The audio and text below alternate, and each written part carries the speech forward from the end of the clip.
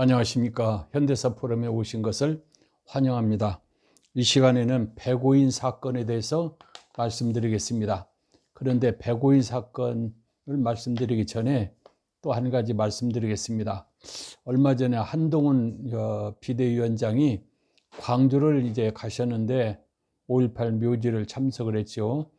그래서 무슨 말을 할까 하고 다들 이제 전 국민이 관심을 갖고 저도 이제 관심을 가져서 뭔 말할까 하고 그러는데 그 이제 연설하는 그 중간에 그 광주 시민들한테 참 고맙다고 그러더라고. 그러고 존경합니다 그래요. 지금까지 뭐 이제 뭐 김대중 노무현 또는 이제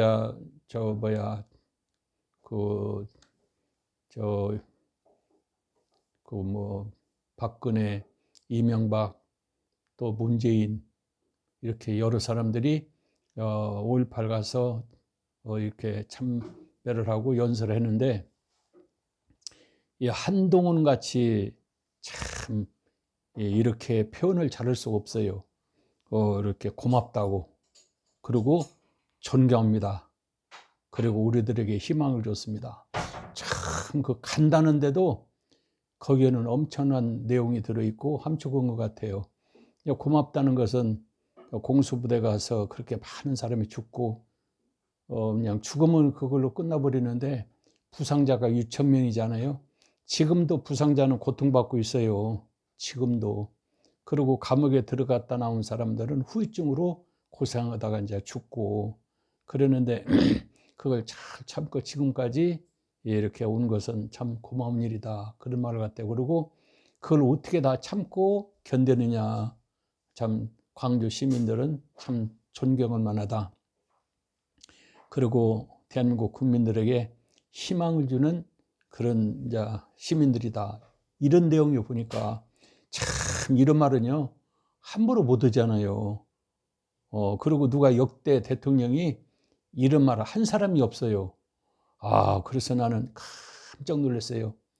하여튼 뭐 1945년 해방에서부터 지금까지 이렇게 훌륭한 사람은 대한민국에서 없었어요.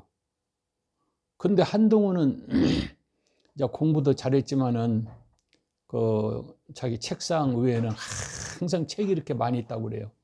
그리고 이제 책 내용도 보니까 그리스 신화 같은 거 원어를 가지고 외국 갔다 올 때 빨간 거 있잖아요. 그거 굉장히 어려운 건데 그 원어를 다 읽고 그런다고 그래요. 그러니까 영어 실력이 얼마나 대단한가를 우리가 이제 알 수가 있어요. 그러니까 한동훈은 여지까지 술 먹은 일이 없대요. 그리고 골프 친 일이 없고 시간을 소비한 일이 없고 그러니까 그냥 근무 시간 외에 시간만 있으면 책을 보는 거야. 알고 보니까 책을 굉장히 많이 읽은 것 같아요. 그러니까 이 사고방식 의식구조가 우리들하고는 좀 다른 것 같아요. 참 이렇게 표현한 걸 보고 내가 밤새도록 울었어요. 참 너무나도 표현을 잘해서. 그래서 참 이렇게 전 국민들한테 존경을 받을 만한 그런 인물이고 이런 분이 앞으로 이제 국회의원도 되고 대통령도 되면은 한국은 확실히 이 변화가 될 것 같고 국민들의 희망이 아닌가 이런 생각이 들어요. 그런데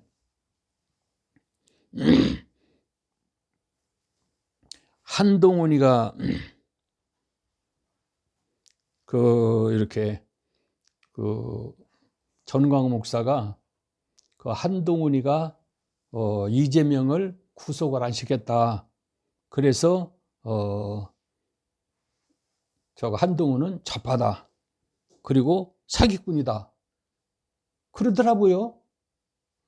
그래 한동훈이가 법무부 장관 할 때 2번이나 이재명 구속을 해달라고 국회에서 동의해달라고 했는데 2번 다 부결돼 버렸잖아요. 한동훈이가 법무부 장관 할 때 국회에다가 요청을 했잖아요. 이재명을 구속해서 조사를 해야 되겠다고. 근데 2번이나 부결돼 가지고 저 살아났잖아요. 한동훈이가 하는 데까지 했는데 국회에서 국민의힘 숫자가 모질해서 저 구속이 안 된 거지. 한동훈이가 구속영장을 청구를 안 했으면 모르는데 2번이나 했잖아요. 그런데 국민의힘에서 국회의원 수가 모자라서 부결된 거예요. 그러는데 한동훈이가 이재명을 구속을 안 시켰다. 그러니까 한동훈은 사기꾼이고 한동훈은 좌파다. 참 그렇게 말할 수가 있어요, 여러분. 전광 목사는 판단에 이게 마비가 된 것 같아요. 문제가 있어요. 어떻게 구속을 안 시켰다고 한동훈을 좌파라고 그래요. 그래갖고 동아일보 이렇게 광고에다가 한동훈 아웃이라고 이렇게 광고를 냈더라고요. 그러면은 지금 현재 한동훈을 아웃시키고 다른 사람을 이제 비대위원장으로 한다면은 얼마나 국민의힘이 혼란하고 청와대가 혼란하고 이명박 대통령이 혼란하고 우익이 혼란하겠어요. 그러면은 저 4월 10일 날 22대 국회를 치를 수 없을 정도로 아주 그냥 청와대도 망하고 국민의힘도 망하고 우익도 망해버려요. 그럼 이렇게 망하기를 원하는가? 전광 목사가? 아니 저 우익이 망해서 망하기를 원하는가? 그러면은 이재명이가 4월 10일 날 22대 국회에서 180석을 얻으면은 완전히 그냥 우익은 그냥 날려나 버려요. 그냥 보통 날려나는 게 아니에요. 그냥 대한민국은 끝날 정도예요. 지금 저 국민의힘에서 적어도 160석 이상 얻어가지고 국회의원이 당선되면은 제일 먼저 할 일이 국정원 간첩 잡는 것을 경찰로 넘겼는데 그걸 원상복귀 해버려야 돼요. 그거 안 하면은 대한민국은 끝나버리죠. 그리고 이제 뭔 조사하는 것을 검사는 않고 경찰만 하도록 하고 그것도 원상복귀 해야 되고 지금 원상복귀 할 것이 너무 많아요. 그런데 그게 160석 이상 국민의힘이 국회의원이 돼야지 지금 145석이나 120석 되면은 이게 아무것도 못 하거든요. 완전히 그냥 윤석열 대통령을 식물 대통령이 되고 그러고 막 탄핵한다고 대들고 그러고 난리 나잖아요. 그러면은 적어도 160석 이상을 이제 국민의힘에서 얻으려면은 지금 한동훈 안 갖고는 할 수가 없어요. 가는 데마다 한동훈 국민들이 지지하고 지금 전북에서는 모르겠는데 전남에서는 옛날보다 약간 이렇게 국민의힘의 지지가 좀 높아졌어요. 뭐 전북에서는 거의 비슷한데 그리고 서울도 약간 오르고 그리고 한동훈하고 이재명하고 이제 대통령 대선 한 거 표를 보면은 한동훈이가 앞서고 이재명이가 좀 떨어지고 그래요. 이 정도 가지고 총선 치르고 대선 치러서 이제 국민의힘에서 160석 이상 얻고 그리고 한동훈이가 대통령 돼야 이거 마무리를 쫙 지어버리지. 한동훈이가 이제 만약에 아웃돼 버리면은 그리고 사표내 버리면은 그리고 좌파로 몰리면은 사기꾼으로 몰려서 한동훈이가 쫓겨나면은 대한민국은 난리나 버려요. 우익은 난리나 버리고 이걸 그러면 전광훈이가 원하는가? 이걸 원하느냐 그거예요. 대한민국 망하는 것을. 참 그렇게 말을 함부로 하면 되겠어요. 지금 한동훈은 민주당에 있는 주사파 70명, 좌파들 70명을 완전히 척결하겠다. 방법을 다 제시하잖아요. 척결하겠다. 그래서 이재명하고는 원희룡하고 쌈을 붙이고, 그리고 이제 몇 사람이 이렇게 이제 붙이려고 그러는데 이게 잘 이제 안 되는 사람도 있는데 어쨌든 그냥 이제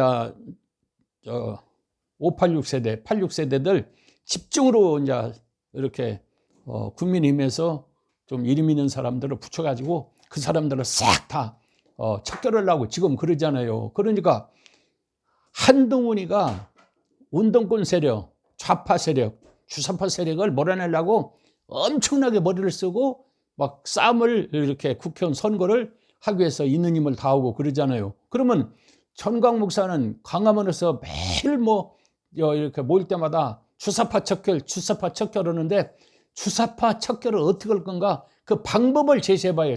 방법을. 전교도 나쁘다고 그러는데 전교적으로 어떻게 척결할 건가? 그리고 민주노총 나쁘다고 하는데 민주노총을 어떻게 척결할 건가? 한열에서 이계성 교장 선생님이 있어요. 전교조 때문에 학교 교장 선생님을 한 3년 일찍 은퇴하신 분이에요. 그러니까 그는 이제 있는 힘을 다해서 모아가지고 이제 이렇게 전교조를 몰아내기 위해서 서울 시내에 있는 학교에 전교조가 누가 몇 명 있는가 전부 다 파악해가지고 아침에 일찍 가서 전교조 들어갈 때 막 데모를 해버렸어요.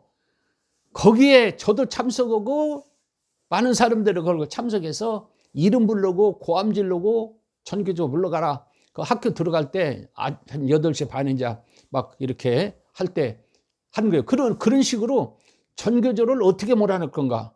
그리고 민주노총을 어떻게 몰아낼 건가? 무슨 방법을 제시해서 이렇게 월간 잡지를 출판해 가지고 전교조 명단, 그리고 이렇게 민주노총 명단 어떻게 하자. 그리고 그런 사람들 어떻다 쫙 이렇게 잡지를 내 가지고 막 공격을 한다든지 무슨 방법이 있어야 될 것 아니에요. 그런데 광화문에서 매일 모일 때마다 주사파 척결 보내표는 그런 말 하지도 않았는데 운전대는 몇 개선 안 된다.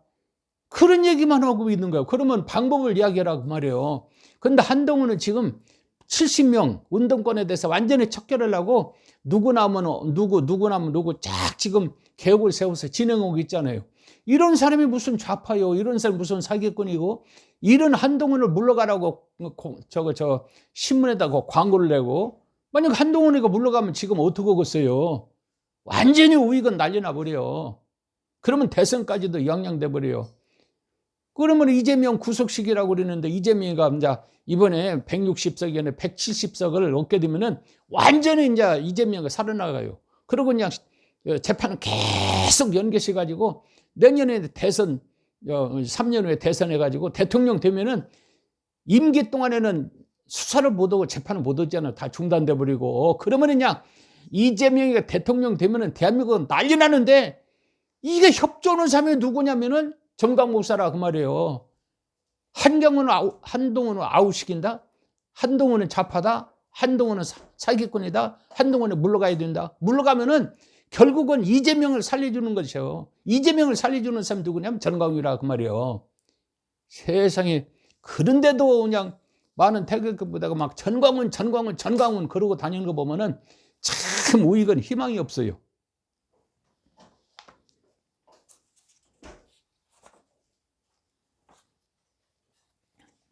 그리고 이제 전광 목사가 전라북도는 북한이 관리를 해서 가난하게 산대요. 여러분 이게 말이 됩니까? 호남을 전라도를 북한에서 관리했기 때문에 전라도는 가난하게 산다는 거예요. 그런데 이런 말 하더라도 누가 항의하는 사람이 없어요. 어떻게 된 건지 모르겠어요. 여러분 이게 말이 돼요?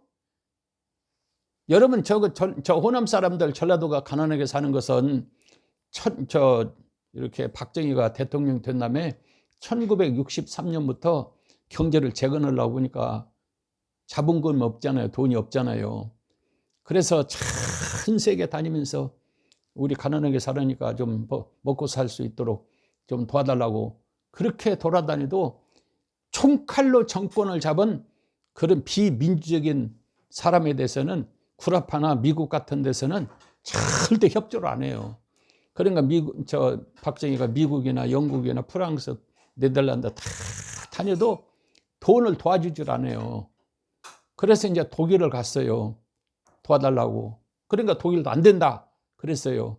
그랬는데 한국 사람이 독일에 가서 이러는 사람이 간호원하고 탄광이 있어요. 탄광 이러는 사람이 있어요. 그 사람들을 담보로 해서 8천억을 빌려온 거예요. 그러면 빌려주더라네요. 그 탄광이나 간호사가 없으면은. 그 정도로 박정희는 전 세계에서 존경을 못 받았어요. 그랬는데 파월 사령관 최명신 장군이 이렇게 월남전에서 참 싸움을 너무 잘하는 거예요.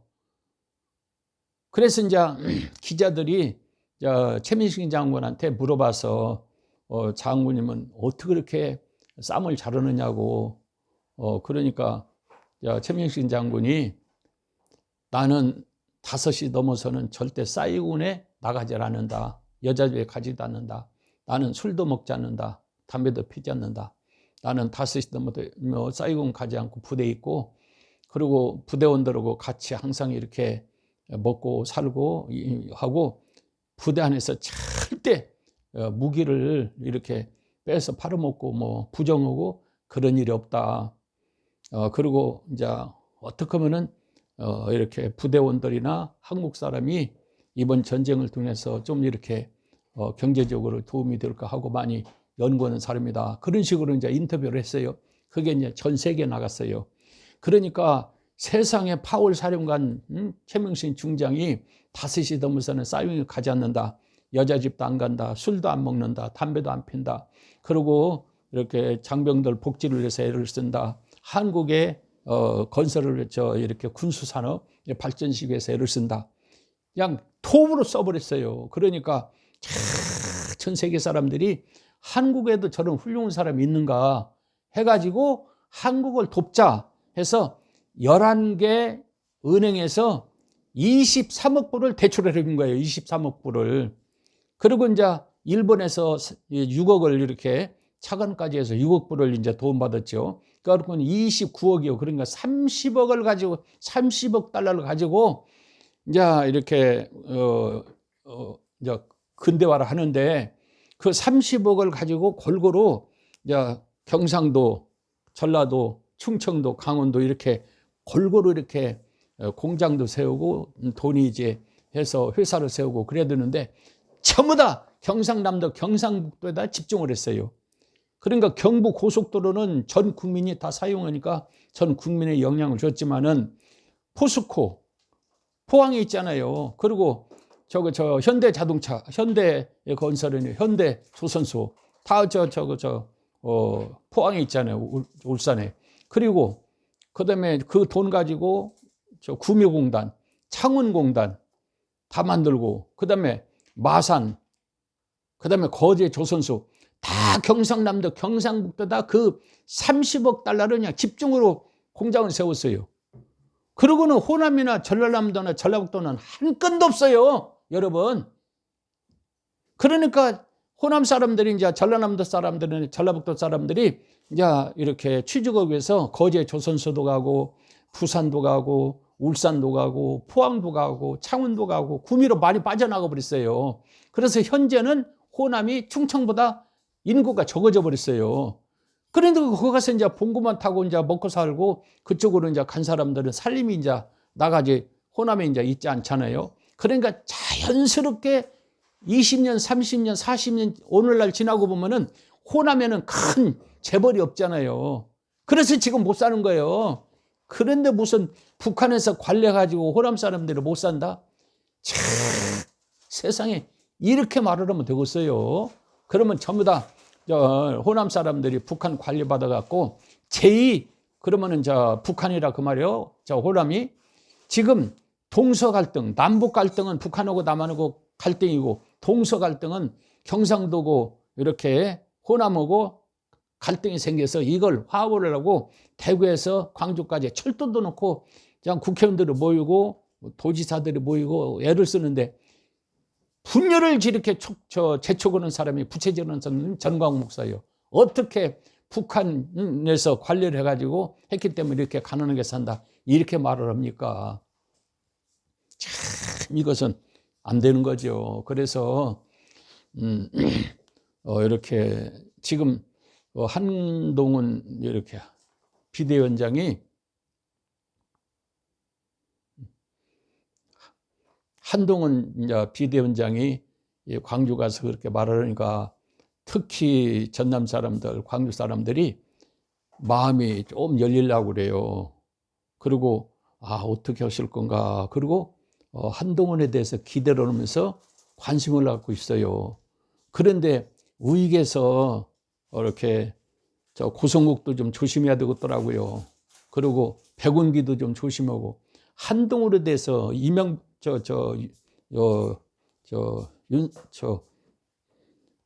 대통령에 대해서 뭐더러 별놈 소리를 다 합니까? 입 좀 다물으면 좋겠어요.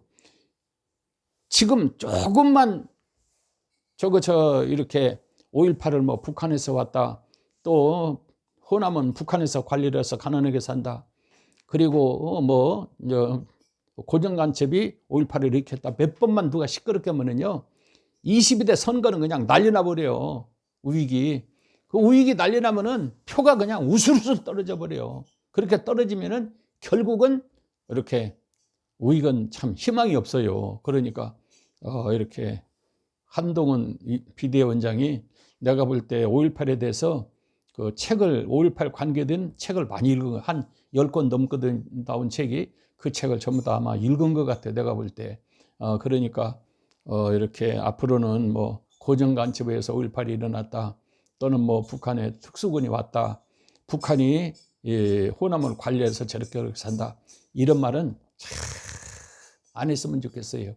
지금 한동훈 그 비대위원장 이야기를 듣고 희망적에서 조금 이렇게 호남 사람들이 살아내려고 그러는데 거기다 찬물을 끼얹으면 이제 난리 나버리죠. 그러니까 앞으로 좀 조심 좀 해줬으면 좋겠어요. 백오인 사건에 대해서 말씀드리겠습니다. 1910년 한일합방이 돼버렸잖아요. 일본이 총 한 방 안 쓰고 조선을 점령해버렸잖아요. 점령하고 보니까 기독교 세력이 대단해요. 그런데 기독교 세력을 그냥 놔두고는 통치를 못할 것 같아요. 그러니까 이제 일본에서 기독교 세력 그리고 독립운동 세력, 우익 세력을 꺾기 위해서 조작한 사건이 백오인 사건이라 그 말이에요. 1910년 12월 27일 날 안태국, 이승훈, 안태국은 몰라도 이승훈은 여러분들이 잘 알 거예요. 이승훈이 평양에서 60여 명과 같이 신우역이 신천역이라는 데가 있어요. 신천역에서 20여 명이 타고 황해도에서 20명이 타고서 개 100명이 뭉쳐가지고 이렇게 신천역에서 합류 권총 75정을 가지고 대라우치 총독이 이렇게 압록강 철교 낙성식 철교 하는데 거긴 낙성식에 이제 대라우치가 참석하는데 그때 그냥 대라우치를 죽이자. 그래서 신천역에서 다 모여가지고 거기서 잠깐 대라우치가 쉴 때 그때 죽이자 이렇게 했다는 거예요. 그런데 그때 당시 권총 75령을 구하기가 힘들어요. 75정 권총을 구하기도 힘들고 그리고 이제 신천역은 38선 해서 내가 가보지는 못했는데 많은 사람들 이야기 들어보니까 조그마한 역이래요. 신천역이. 그리고 이렇게 100명이 모여가지고 죽이려면은 다 움직이잖아요. 기차역을 타고. 그럼 벌써 정보가 들어가서 이렇게 100명이 모일 수가 없어요. 한 5명이나 10명이 모이면 모를까. 그리고 이제 거기에 이제 신천역에서 잠시 정찰할 때 선천 중학교 교장 윤상훈이가 있어. 선교사죠. 윤상훈이가 이렇게 암호를 해가지고 거기서 모여서 이제 대라우치를 죽이자 했다는 거예요. 그래서 700여 명을 이제 가담한 사람 100명하고 700여 명 그냥 싹 가담도 않고 또 알지도 못하는데 700여 명 그냥 싹 잡아서 감옥에 집어넣었어요. 그런데 그때 이제 감옥에 들어간 사람이 지금 중앙우체국 앞에 이렇게 감리구가 있어요. 지금은 세로나 백화점으로 돼 있어요. 그런데 거기 전덕기 목사가 있어요. 전덕기 목사. 그때 당시는 이렇게 독립운동자들을 전부 다 전덕기 목사가 생활비도 대주고 필요한 활동자금도 대주고 그래서 이제 이렇게 한 300명에서 한 800명 정도 이렇게 비밀 조직을 했어요. 전덕기 목사님이. 그래서 독립운동의 이제 원천 힘이 됐죠. 그런데 이제 전덕기 목사, 그 다음에 김근효 목사, 정유순 목사, 한필호 목사 등 그리고 이제 같이 잡아넣어 버렸어요. 700명 중에. 그러고는 이제 조덕찬 목사는 고문을 당하는데 그래도 살아났어. 그러는데 얼마나 고문을 당했는지 등이 성하지를 못해요. 그래서 다시 살아나갖고 재판부 가서 재판하면서 옷을 싹 벗고는 덩어리를 다 보여줬어요. 이렇게 고문받았다. 그리고 전등기 목사 등 이상직의 7명은 전부 다 고문받아서 이제 죽었다. 이렇게 이제 재판부에서 이야기를 했어요. 그래갖고 이제 기자들이 쓰고, 그래서 이제 백오인 사건이 외부로 알려져서 이제 알게 된 거죠. 그런데 105명을 구속시켜서 700명 중에서, 그래서 이 사건을 이제 백오인 사건이라 그래요. 여기 이제 기소자 중에 기소돼 갖고 감옥에 들어간 사람이 기독교인이 81명이에요. 그리고 시민회, 그러니까 시민회 비밀조직 300명에서 한 800명 정도 되죠. 57명이요. 그러니까는 기독교인이 압도적으로 많고 압도적으로 감옥에 들어갔어요. 81명. 그리고 이제 신민회 회원이 57명. 그래서 신민회는 1906년 중앙우체국 앞에 상동교회가 있어요. 그 상동교회에서 전덕기 목사를 중심해서 비밀 조직을 했는데, 지난 시간에도 이야기했지만은 안창호, 이강, 정재관 등 300에서 800명을 조직했는데, 이준, 이동희, 김구, 이상재, 이승만, 이동연, 유동열, 박은시, 이갑, 양기탁, 최재학, 이상설, 윤치호, 박영만, 이 사람들이 그냥 뭉쳐가지고 독립운동을 하는데, 독립운동의 그냥 중심이 된 것이 신민이에요. 이렇게 신민이고 상동교회. 근데 그 산동교회가 있었는데 그걸 헐지 말고 그냥 놔두자 그러는데, 그걸 헐고 새로운 백화점을 짓는다고 그래서 얼마나 가서 반대했는지 몰라요. 근데 헐고 지어버렸어. 그러니까 상동교회가 어디가 있는지를 몰라요, 사람들이. 그러니까 감리교회는 참 돈밖에 모르는 거예요. 역사가 얼마나 중요한가를 모르는 거예요. 그래서 이제 새로운 백화점이 있는데, 옛날에 이제 목사님들은 이제 거기가 이제 상동교회구나 그걸 아는데, 요즘 젊은이들은 상동교회가 있는지도 모르고 전덕기가 누군지도 모른다니까요. 참 너무나도 기가 막혀요. 그래가지고는 이제 전덕기 목사 등 한 6명이 이제 감옥에 들어가서 죽고, 그리고 이제 신민회도 해체되고, 그리고 독립운동하는 사람들이 이제 도저히 한국 땅에서는 살 수 없으니까 만주로 다 이제 이사를 옮겼죠. 박은식 같은 사람, 신채호 같은 사람들, 이갑, 양기탁 이런 사람들, 이상서, 윤치호 다 이제 만주로 가서 이제 독립운동을 했죠. 그는 남쪽에는 이제 독립운동하는 사람이 별로 이제 없게 됐죠. 그러는데 이때 그 전덕기 목사 등 그 목사가 이제 죽은 사람이 이렇게 김근영, 정의순, 한피로 목사 등이 이제 거기서 죽었잖아요. 그리고는 이제 3.1운동 때 목사들이 가담했다가 많이 죽었잖아요. 그래서 정의로운 목사, 용기 있는 목사, 애국자 목사들은 백오인 사건 오고 3.1운동 때 싹 죽어버렸어요. 그리고는 남아있는 목사들은 어용 목사, 일본을 찬양하는 목사, 일본 앞제비 목사만 남았어요. 그게 1938년에 이제 신사참배를 하자. 그러는데 반대하는 사람 별로 없이 그냥 다 신사참배를 하기로 결의를 해봤어요. 홍택기, 가론기 그런 사람들이. 그래가지고는 이제 여기 목사들이 이제 어용 목사들이 이제 한국 기독교를 지배하게 된 거예요. 어용 목사들. 그러니까 일본 앞제비 목사들이 한국 교회를 지배하게 된 겁니다. 이때부터 한국 교회가 부패하고 썩게 된 거죠. 해방된 후에 3.15 부정선거, 이승만의 이기붕 오고 3.15 부정선거에 앞장선 사람이 누구냐면은 장로교 전필수 목사예요. 그리고 권영우 목사고. 그리고 박정희의 유신이 있어요. 1972년에 유신. 세상에 이것도 법이라고? 이것도 법이냐? 그러면 긴급조치 1호, 2호 발동해갖고 그냥 싹 잡아서 그냥 집어넣는데, 얼마나 거기 들어가면 고생하는지 몰라요. 고문이 말도 못해요. 그래도 이것도 법이냐? 그리고 72년에 남북한 합의 서가 이제 이호락이가 북한에 가서 이제 합의를 해야 하는데, 남북 합의서 1항이 예서를 백격하고 우리끼리 통일하자, 이 내용이에요. 이 말은 예서를 백격하자. 예서가 누구예요? 미국이죠. 미국을 몰아내고 북한하고 남한하고 합치자. 그러면은 미군이 없으면 자동으로 그냥 남쪽은 공산화 돼버리죠. 이걸 이호락이가 북한에 가서 7.4 공동성명, 이랑이 외세를 배격하고 우리끼리 통일하자 이 말이에요. 그러니까 미군을 몰아내면 남쪽은 자동으로 공산화돼 버려. 이걸 합의하고 왔다니까요.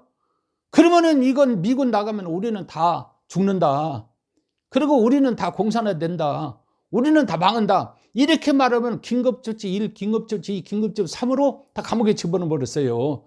그래서 감옥에 들어간 사람 150명인데 말도 못하게 고생하고 죽은 사람도 있고 그러잖아요. 그런데 긴급조치 이랑에 외세를 배격하고 우리끼리 통일하자. 이 말은 미군을 몰아내고 북한하고 남한하고 합쳐서 공산하자 이 말이에요. 근데 이 말은 잘못됐다. 이 말은 해야 될 것 아니에요. 이 말 했다고 감옥에 들어간다니까요. 이게 유신이요. 이게 박정희는 전광 목사는 박정희는 뭐 이렇게 여순 사건 때 공산주의자였는데 회개했다고 반성했다고 그러는데 박정희는 절대 반성한 사람이 아니에요. 반성한 사람이 아니에요. 7.4 공동성명을 보면 알 수가 있어요. 그리고 박정희 이제 지지파들, 유신 지지파들은 이걸 싹 감춰요. 제가 어디 가서 강연할 때 이 말하니까 그 밑에 있는 어떤 사람이 그냥 다시는 이런 강연을 하지 말라고 막 대들고 ቋ질러고 그래요. 아니 역사는 있는 대로 이야기를 하지 말은 있는 것도 말도 못하게 유신 때도 말 못하게 하고 지금도 말을 못하게 한다니까요. 지금도.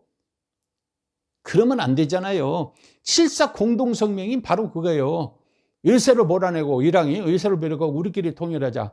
미국을 몰아내고 북한하고 남한하고 합쳐버리자. 그러니까 공산화하자 이 말이에요. 그게 70 있는 게 7.4 공동성명이에요. 여기 앞장선 사람이 김윤찬 목사님이에요. 김윤찬 목사. 평안교회라고 서소문동에 큰 교회 있잖아요. 김윤찬 목사. 그리고 조용희 목사도 또 앞장섰잖아요. 그리고 한경리 목사도 앞장서고 김중구 목사도 앞장서고 김창완도 앞장서고 그랬잖아요. 이 사람들은 독재 앞제비들이에요. 그러니까 기독교가 이 땅에 있어야 될 이유가 뭐냐. 선한 일을 위해서 우리가 태어난 거예요. 그리고 불의한 거라고 사는 방법을 알려줘서 에베소서 이제 6장에. 그런데 그걸 다 무시하고 3.15 부정선거 앞제비, 그리고 유신 앞제비, 전두환 앞제비, 독재자 앞제비. 그래서 우리나라를 독재자가 됐는데 기독교가 전부 다 밑받침해가지고 앞제비를 하니까 지금 살기가 너무 어려운 거예요. 국민학교 교사 선생님이 16%가 자살을 한 번 하려고 전부 다 마음을 먹었대요. 학교 가르치는 것이 너무 힘들고 사직하자니 부모